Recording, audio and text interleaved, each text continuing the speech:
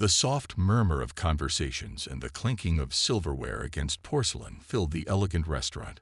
It was the kind of place where people dressed to impress, their laughter blending with the soothing notes of live piano music.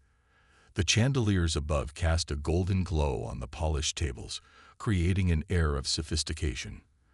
At one of those tables sat a young woman, her demeanor quiet but confident. She wasn't adorned with flashy jewelry or a designer handbag, yet something about her presence was magnetic. The waiter assigned to her table was in his early 30s, a seasoned professional known for his efficiency, but also his sharp tongue. He had worked here long enough to know how to gauge a customer, and in his eyes, this woman didn't seem to fit the restaurant's usual clientele. She had ordered the simplest item on the menu, skipped the wine list, and sat alone, scrolling through her phone. To him, she seemed out of place, a tourist trying to enjoy a taste of luxury without fully belonging. "Is everything to your satisfaction?" the waiter asked, his tone cool, almost dismissive, as he approached her table. "Yes, thank you," she replied, offering a polite smile. But her gratitude didn't soften his judgment. He smirked subtly as he walked away, muttering under his breath just loud enough for her to hear. "Must have taken her a month's paycheck to eat here." The woman froze, her fingers tightening slightly around her fork. For a moment, she said nothing, only glancing at his retreating figure. Her face remained calm, but there was a glint in her eye, a spark that hinted at something more. As the meal progressed, the waiter's demeanor didn't improve. He was curt, inattentive, and made little effort to hide his disdain. He seemed to take pleasure in subtle jabs, disguised as innocent remarks, that he thought would go unnoticed. Yet the woman never reacted outwardly. She simply observed him, her expression unreadable. Toward the end of the meal, as she asked for the check, the waiter leaned in slightly, his condescension now almost palpable. "You know," he said with a smirk, "we have more affordable options down the street if this was too much for you." A hush fell over the table. The woman finally met his gaze, her eyes piercing yet calm. "I appreciate your concern," she said evenly, "but I assure you, I'm right where I'm supposed to be." Her words carried a weight that made the waiter pause, though he quickly brushed it off with a scoff and walked away. He didn't notice how the other staff members exchanged uneasy glances, or how the restaurant manager, who had been observing from a distance, seemed increasingly restless. As the woman waited for her bill, she pulled out her phone again, typing something with swift precision. The faintest of smiles played on her lips as she set it down. Moments later, the manager approached her table, his expression flustered but deferential. "Ma'am, I just wanted to personally thank you for dining with us tonight," he stammered. The waiter, standing nearby, looked on in confusion. Since when did the manager care about thanking random customers? "It was my pleasure," the woman replied smoothly, her tone pleasant but firm. Before the manager could say more, a buzz spread through the restaurant. People began murmuring, their attention shifting to their phones. The waiter, curious and slightly annoyed by the commotion, pulled out his own phone. What he saw made his blood run cold. The woman's name, now unmistakably clear, was trending online.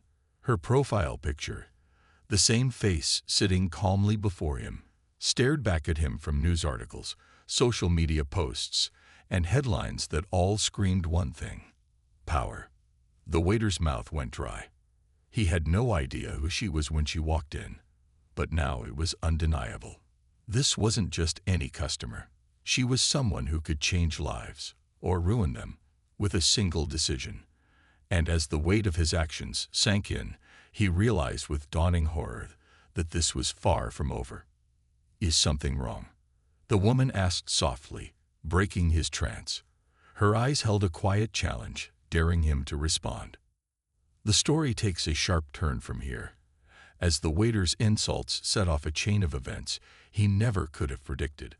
What happens next will reveal just how much power lies in a single moment, and why underestimating someone can be the biggest mistake of all. The waiter's pulse quickened as the realization sank in. The woman sitting before him wasn't just someone with influence. She was a household name, a leader in her field, the kind of person who had the world's attention with a single statement. He had seen her face on television before, her name mentioned in the same breath as world-changing initiatives and groundbreaking innovations. Yet, in his arrogance, he had treated her like an afterthought. He wiped his palms on his apron, suddenly hyper-aware of the way his heart was pounding. His earlier confidence was now replaced with a gnawing anxiety that made him feel exposed, vulnerable. He glanced over at her, hoping for some sign that she might let his behavior slide, but her expression was impossible to read. Her calm demeanor only made his discomfort worse. Meanwhile, the restaurant seemed to buzz with a newfound energy. Other guests had begun to notice the woman as well, some whispering and pointing discreetly, while others were bold enough to try and snap photos. The manager, who had clearly pieced everything together faster than anyone else, hovered nearby, his body language caught between wanting to approach the woman again and trying not to intrude. The waiter felt trapped. He knew he couldn't take back the things he'd said. Words, once spoken, had a way of lingering like a shadow you couldn't escape. He tried to rationalize his actions, telling himself it was just another interaction in a long day of dealing with demanding customers. But deep down, he knew it wasn't about her being difficult. She hadn't been. It was about him, his assumptions, his prejudice, his lack of respect. The woman, however, appeared unfazed by the growing attention. She sipped her water leisurely, scrolling through her phone as if completely unaware of the storm brewing around her. But every now and then, her gaze would lift, sweeping the room in a way that felt deliberate. It wasn't just a glance, it was an assessment, quiet but thorough. The waiter's unease grew with every passing second. He thought about apologizing, but the words stuck in his throat. Would it even make a difference now? As the minutes ticked by, the woman finally placed her phone down and looked up, catching the manager's eye. He hurried over, his posture nervous but eager to please. "Is there anything else I can do for you?" he asked, his voice laced with deference. "Just the check, please," she said, her tone polite but firm. "Of course. Right away." The manager practically sprinted off, leaving the waiter standing awkwardly nearby. When the manager returned with the check, the woman reached for her wallet, pausing for a moment before pulling out a sleek black card. She handed it to him without a word. The waiter, now standing close enough to see the card, felt a fresh wave of humiliation. He didn't recognize the exact type, but he knew enough to understand it was the kind of card reserved for the ultra-wealthy, the kind that came with privileges most people couldn't even imagine. As the payment was processed, the woman turned her attention back to the waiter, her gaze steady and unwavering. "It's interesting," she said, her voice measured, "how quickly people form opinions about others, don't you think?" The question hung in the air, heavy with meaning.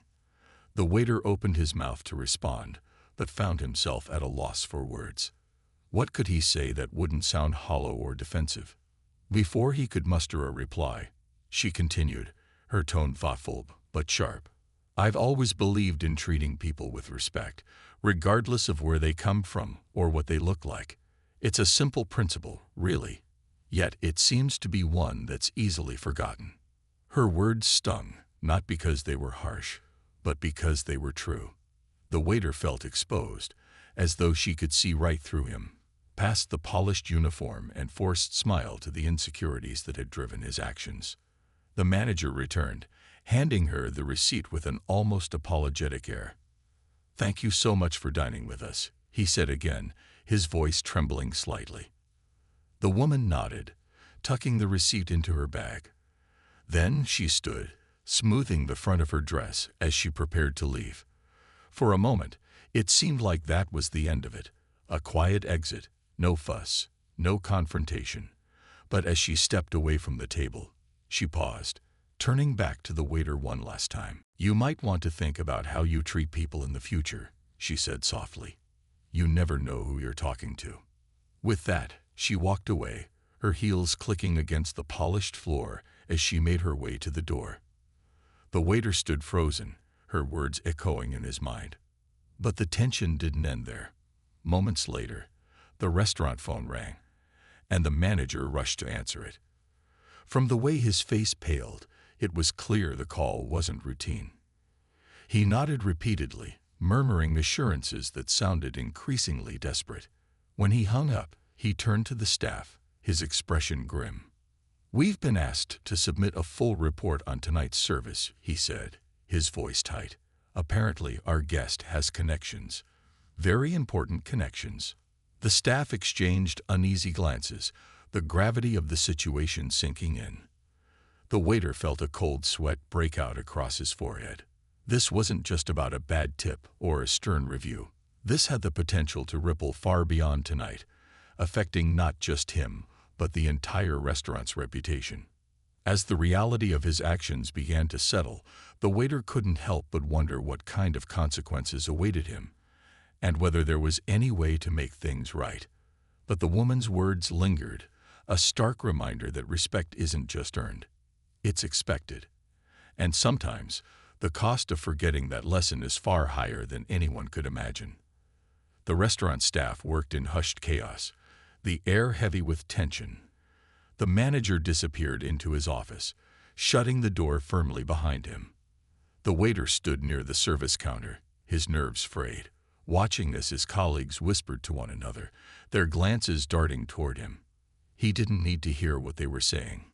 He could see it in their eyes. They were wondering how badly he had messed up, and what it might mean for them. The woman's departure had left an unmistakable void, one that seemed to pull the energy of the room into itself. The other diners, still curious, had returned to their meals, though the occasional murmurs about the mysterious woman lingered. Some had recognized her, piecing together her identity after seeing her face trending online. Others speculated wildly, their imaginations running free in the absence of concrete answers. The waiter couldn't focus on anything else. Every second felt like an eternity, his mind racing with what-ifs. What had she meant when she mentioned her connections? What was the phone call about? Was she planning to escalate the situation further? He replayed every interaction in his head, each careless remark cutting deeper now than it had when he first uttered it. The manager finally emerged from his office, his face pale but composed. He walked briskly past the waiter without a word, heading straight for the maitre d'. They spoke in hushed tones, their body language tense, before the manager pulled him aside and gestured toward the kitchen. The waiter strained to hear, but their voices were too low. When the manager turned back to the main floor, his eyes fell on the waiter. For a split second, they locked eyes, and the waiter's stomach sank. The look wasn't just one of disappointment. It carried a weight that felt almost final, like the prelude to something irreversible. The hours dragged on. As the restaurant began to wind down for the evening, the waiter busied himself clearing tables and resetting linens, trying to distract himself from the gnawing dread. But every time he caught sight of his colleagues whispering or exchanging uneasy glances, it only added fuel to his growing paranoia. When the last of the diners left and the restaurant was finally empty, the manager gathered the staff near the bar. The atmosphere was thick with unspoken tension as they waited for him to speak. "I'm sure you all know what happened earlier tonight," the manager began, his tone grave. "And I'm sure some of you have realized by now who our guest was." He paused, looking around the room as if daring anyone to speak up. No one did. "She's not just wealthy or influential," he continued. "She's a leader in her field, a philanthropist, someone whose reputation precedes her wherever she goes. And tonight, we failed her." The words hit the waiter like a punch to the gut. He felt the eyes of his colleagues shift toward him, their judgment heavy and unavoidable. The manager's gaze hardened as he focused on the waiter. "Your behavior tonight was unacceptable. You insulted a guest who has the power to ruin not just your career, but the reputation of this entire restaurant. Do you understand the gravity of what you've done?" The waiter nodded numbly, his throat too dry to form words. "She's requested a meeting with ownership," the manager added. "She didn't give specifics, but she made it clear that this isn't over. We're going to be under scrutiny for the foreseeable future. Every detail of our operation will be examined, every interaction dissected." The room fell silent, the weight of the situation settling over everyone like a dark cloud. The staff dispersed shortly after, their usual chatter replaced with uneasy silence as they gathered their belongings and headed out for the night. The waiter lingered behind, feeling the need to apologize, to say something, anything, that might mitigate the damage he had caused. But the manager waved him off with a tired shake of his head. "Go home," he said. "We'll deal with this tomorrow." As the waiter stepped out into the cool night air, the gravity of the situation pressed down on him harder than ever.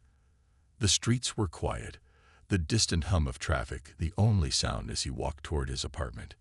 He replayed the events of the evening over and over, his stomach twisting with regret. He had worked at the restaurant for years, priding himself on his ability to navigate difficult customers and high-pressure situations. Yet in one evening, he had jeopardized everything. And for what? A few careless words, a momentary lapse in judgment. The realization that his arrogance had blinded him was almost too much to bear. When he reached his apartment, he sat in the dark for hours, unable to sleep. His phone buzzed occasionally with messages from coworkers speculating about what might happen next. One message stood out, a link to a news article featuring the woman. The headline read, "Powerhouse Philanthropist Advocates for Fair Treatment Across All Industries." The article detailed her work championing respect and dignity in the workplace, her efforts to support underprivileged communities, and her unwavering belief in the power of kindness. The waiter read every word, each one a painful reminder of how far he had fallen short of the ideals she represented. By the time morning arrived, the waiter felt like he hadn't slept at all. He dragged himself back to the restaurant, unsure of what to expect. The staff was quieter than usual, their movements purposeful but subdued. The manager greeted him with a curt nod, offering no indication of what lay ahead. Hours passed without incident, the tension simmering just beneath the surface. Then, shortly before the lunch rush, the phone rang. The manager answered, his expression shifting rapidly as he listened. He hung up with a sigh and motioned for the waiter to follow him into the back office. Once inside, the manager closed the door and leaned against the desk. "She's coming back," he said, his tone unreadable. The waiter's heart skipped a beat. She is." The manager nodded. "She didn't give specifics, but she requested to meet with you directly." The waiter's stomach dropped. This wasn't just about the restaurant anymore. It was personal. He had no idea what she wanted or how he could possibly make amends, but one thing was certain. This was his moment of reckoning. The minutes ticked by in agonizing silence as the waiter prepared himself for the encounter. When the front door finally opened and the woman stepped inside, her presence was as commanding as ever. The entire staff seemed to hold their breath as she approached, her gaze steady, her expression unreadable. The waiter stepped forward, his hands trembling slightly, and met her eyes. He opened his mouth to speak, but before he could say a word, she gestured for him to wait. "I want to hear what you have to say," she said calmly, her voice carrying the weight of both authority and curiosity. And just like that, the moment he had dreaded had arrived. Every word, every action from this point on, would determine what came next, not just for him, but for the restaurant, and perhaps even for her. The waiter stood frozen, her words hanging in the air like a challenge. He could feel every pair of eyes in the room on him, but his focus was locked on her. She stood calm and composed, her gaze steady but not unkind. The weight of her presence made the room feel smaller, the walls closer. He swallowed hard, forcing himself to speak. He started, his voice cracking slightly. He took a breath, steadying himself. "I want to apologize for how I treated you last night. There's no excuse for what I said or how I acted. It was wrong." The woman raised an eyebrow, her expression unreadable. "And why do you think it was wrong?" Her question caught him off guard. He had expected to offer an apology and leave it at that, but her words demanded something deeper. He hesitated, searching for the right response. "Because I judged you," he admitted. I assumed things about you without knowing anything. I was rude and dismissive, and you didn't deserve that." She studied him for a moment, her silence stretching long enough to make him squirm. "Judging people comes easily to you, doesn't it?" she asked, her tone neutral but pointed. The waiter's face burned with shame. "I think maybe it does," he admitted quietly. "But I'm trying to be better." "Trying," she repeated, as though testing the weight of the word. "It's a start." Before he could respond, the restaurant door swung open, and a man in a sharp suit stepped inside. He carried an air of authority that rivaled the woman's, and his eyes swept the room with a practiced efficiency. The staff exchanged uneasy glances, sensing that this was no ordinary visitor. The man approached the woman, offering a polite nod. "Ms. Grant," he said, his tone formal but warm. "I hope I'm not interrupting." "Not at all," she replied smoothly. "Right on time, actually." The waiter's stomach tightened as the man turned his gaze toward him. There was no hostility in his expression, but his presence alone was enough to make the waiter's anxiety spike. "This is Mr. Daniels," the woman said, introducing the man. "He's a legal consultant I've worked with on several initiatives." The mention of legal consultant sent a jolt through the waiter. His mind raced, imagining the worst-case scenarios. Was she planning to take legal action? Was this the beginning of a lawsuit that would not only end his career but leave him facing financial ruin? The woman seemed to sense his rising panic. "Relax," she said, her voice softening slightly. "I'm not here to sue you or the restaurant." The waiter exhaled shakily, though her words didn't fully ease his fear. "I asked Mr. Daniels to join me because I believe this situation has the potential to be a learning moment," she continued. "Not just for you, but for everyone here." The waiter frowned, unsure what she meant. The rest of the staff looked equally puzzled, their curiosity mingled with unease. "You see," she said, addressing the room now, "what happened last night wasn't just about one person's poor judgment. It's part of a larger issue, one I've spent much of my career trying to address." Her words hung in the air, carrying a weight that silenced the room. "Too often, people are judged by their appearance, their background, or assumptions about their worth," she went on. "It happens in restaurants, in workplaces, in schools, everywhere. And it's not just harmful, it's limiting. It prevents us from seeing people for who they truly are." The waiter felt a lump form in his throat. He had thought this was about him, about his mistake. But now he realized it was about something much bigger. "I'm not here to ruin anyone's life," she said, her gaze shifting back to the waiter. "I'm here because I believe in accountability and growth. I believe in second chances." Her words were a lifeline, but they also carried a challenge. The waiter nodded, his voice barely above a whisper as he said, "Thank you." She offered a small smile, though it didn't quite reach her eyes.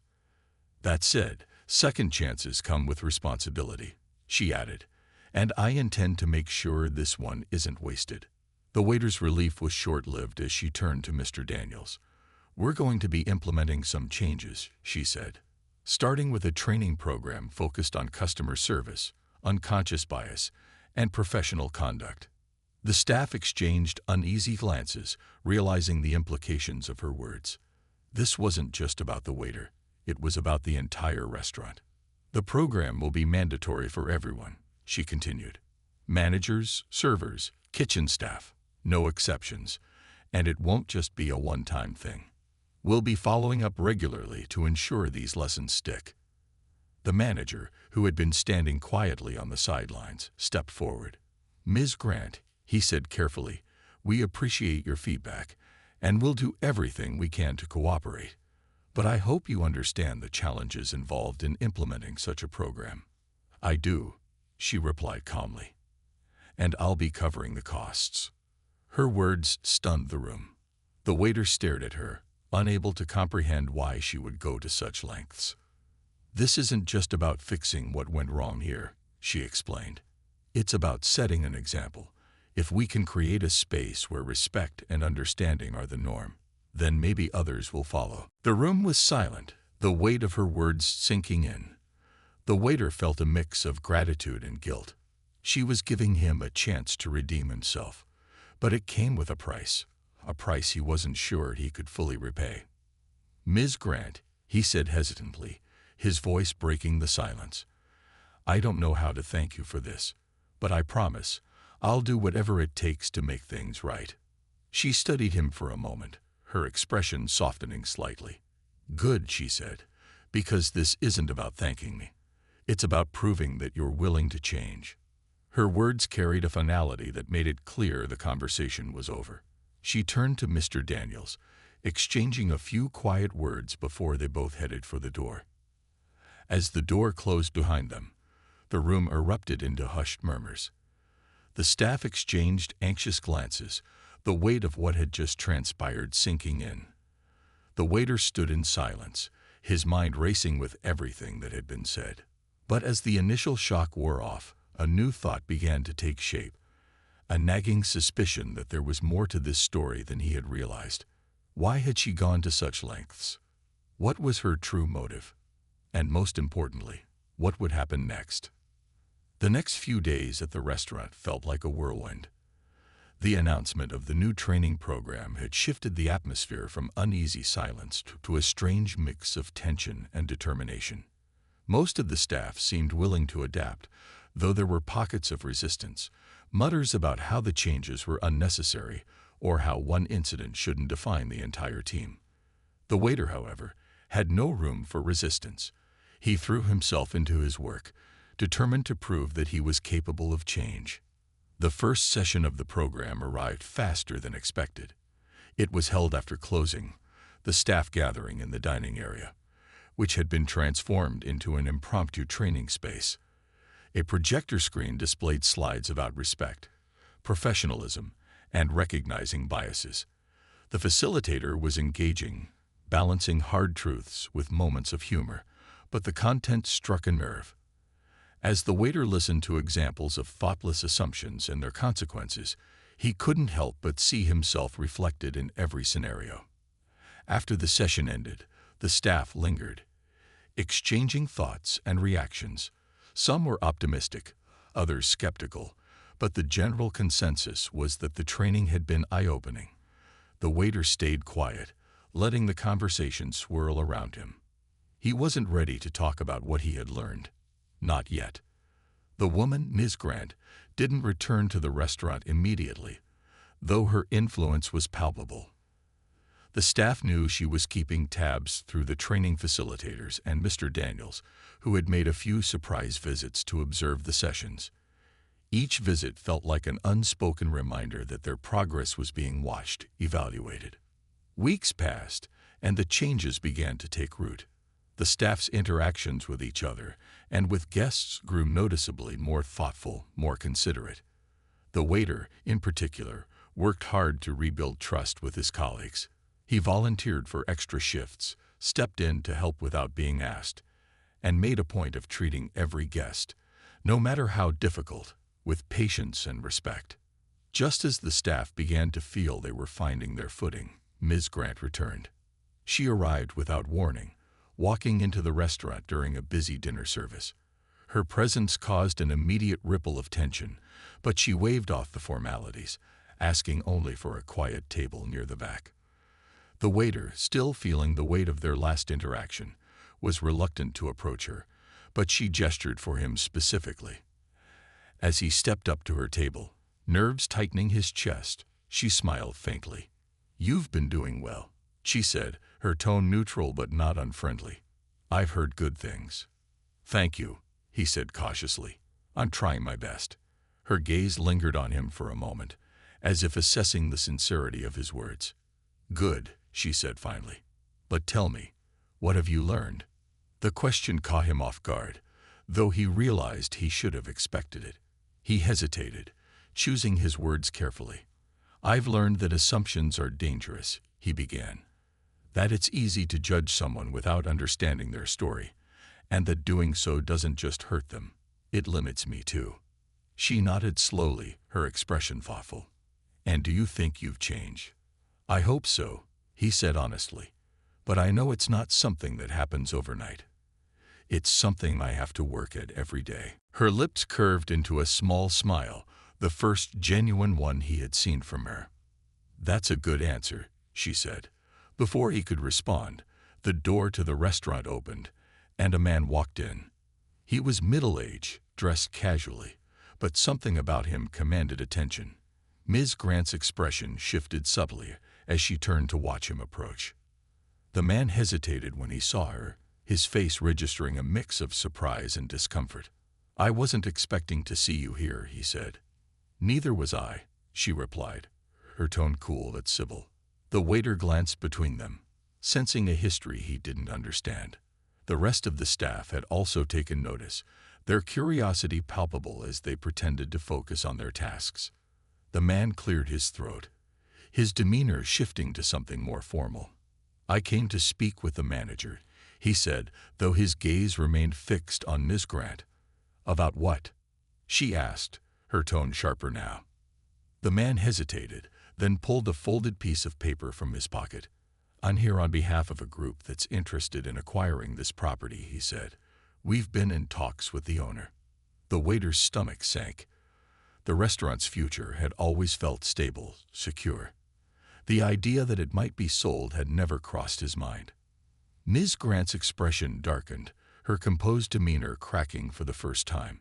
"And you didn't think to mention this to me?" she asked, her voice low but edged with anger. The man looked uncomfortable. "I didn't think it was relevant," he said. "You stepped away from the business years ago." "Stepped away doesn't mean stopped caring," she shot back. The revelation hit the waiter like a thunderbolt. Ms. Grant wasn't just a high-profile guest. She had a personal connection to the restaurant. It explained so much: her involvement, her insistence on change, her determination to hold them accountable. The man shifted awkwardly, clearly regretting his words. "I didn't mean." "Save it," she interrupted. She turned to the waiter, her expression softening slightly. "This place means more to me than you realize," she said. "It's not just a restaurant. It's part of my family's legacy." The waiter's mind reeled.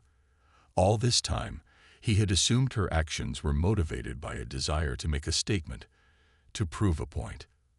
But now, he understood that her connection ran much deeper. She turned back to the man, her gaze steely. "Tell your group that if they want this property, they'll have to go through me," she said. The man nodded reluctantly, sensing that further argument was futile. He left shortly after, leaving the room buzzing with whispered speculation. Ms. Grant stayed a while longer, finishing her meal in silence. Before she left, she approached the waiter once more. "I'm glad I came back," she said. "You've grown more than I expected." "Thank you," he said, his voice thick with emotion. "And I'm sorry for everything." She smiled faintly. "Apology accepted," she said. "But remember, this is just the beginning." As she walked out, the waiter felt a sense of closure. Though it was tinged with uncertainty about what the future might hold, the restaurant was safe for now, but the challenges ahead were clear. Still, for the first time in a long while, he felt hopeful, not just for himself, but for the team, the restaurant, and the legacy they were now part of. In the weeks that followed Ms. Grant's visit, the restaurant began to feel like a different place. The staff, once wary of her intentions, now saw the changes as an opportunity to grow both personally and professionally. The training sessions continued, each one sparking new conversations and insights. Slowly, the atmosphere shifted. What once felt like just another job now carried a sense of pride and purpose. The waiter found himself at the center of much of this transformation. His apology had been the spark, but his actions afterward solidified his commitment to change. He made it a point to greet every guest warmly, no matter how they appeared. He listened more carefully, paid attention to small details, and worked to ensure everyone left feeling valued. One evening, as he was cleaning up after the last dinner service, the manager approached him. "You've come a long way," the manager said, his tone sincere. "I know things were rough for a while, but I'm proud of the work you've put in. You've really stepped up." The waiter felt a lump in his throat. It wasn't just the words. It was the recognition that he had earned. "Thank you," he said, his voice steady. "I couldn't have done it without everyone's support." Word of the restaurant's transformation began to spread. Guests who had once been regulars but had drifted away started returning, curious to see what had changed. New customers arrived, drawn by the buzz. Ms. Grant's name came up often. Somehow, people always seemed to know she was behind the shift. One afternoon, she returned, this time unannounced but not unnoticed. She chose a small table by the window, the sunlight catching the edges of her composed features. The waiter approached her cautiously, though his nerves were no longer rooted in fear. "Welcome back," he said with a genuine smile. "It's good to see you again." She nodded, her expression soft. "It's good to be back. How are things going?" "Better than ever," he said. "We've been getting a lot of positive feedback. People are noticing the changes." "That's good to hear," she said. "But remember, consistency is key. Change isn't just about one moment. It's about what you do every day." He nodded, taking her words to heart. "We're ready for that. Thanks to you." Ms. Grant's meal was simple, a bowl of soup and a small salad. She ate quietly, observing the room. The staff moved with a rhythm that spoke of teamwork and mutual respect. Guests laughed and chatted, their satisfaction evident in the warmth of the atmosphere. Before she left, she called the waiter over one last time. "I wanted to tell you something," she said. "When I first came here, I wasn't sure if this place could change. But seeing what you've done, the effort you've put in, it gives me hope." "Hope?" he asked, surprised. She smiled faintly. "Hope that people can grow, that they can rise above their mistakes and become better. It's not easy, but you've shown it's possible." Her words lingered with him long after she left. He realized that what she had given them wasn't just a chance. It was a belief in their potential.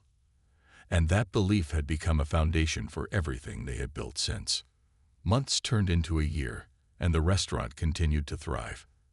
The training sessions became a regular part of their operations, evolving over time to address new challenges and reinforce old lessons. The staff grew closer, their bonds forged through shared experiences and a commitment to a common goal. The waiter, now a senior member of the team, often found himself mentoring new hires. He took the time to share his story, not to dwell on his mistakes, but to show that growth was always possible. His journey had become a testament to the power of accountability and the importance of treating others with respect. One evening, as the restaurant prepared for a particularly busy night, the manager called the staff together. "I have an announcement," he said, a grin spreading across his face. "We've been named one of the top dining experiences in the city." Cheers erupted, the room buzzing with excitement. It was a recognition that none of them could have imagined a year ago, and it felt like the culmination of everything they had worked for. The waiter felt a surge of pride, but also a sense of gratitude. He thought of Ms. Grant, of her quiet strength and unwavering belief in their ability to change. He wished she were there to see this moment, to share in their success. Later that night, as he was locking up, he found a note tucked under the door. It was written on simple stationery, the handwriting neat and precise. "Congratulations," it read. "I always knew you could do it. Keep going. This is just the beginning." There was no signature, but he didn't need one. He folded the note carefully and slipped it into his pocket, a small smile playing on his lips. The restaurant was quiet now, the tables cleared and the lights dimmed. But in the stillness, he felt the echoes of the journey they had all taken together. It wasn't just about one mistake or one act of redemption. It was about the countless small moments that had built something greater than any of them could have imagined. As he turned off the last light and stepped outside, he looked up at the stars, the night air cool against his skin.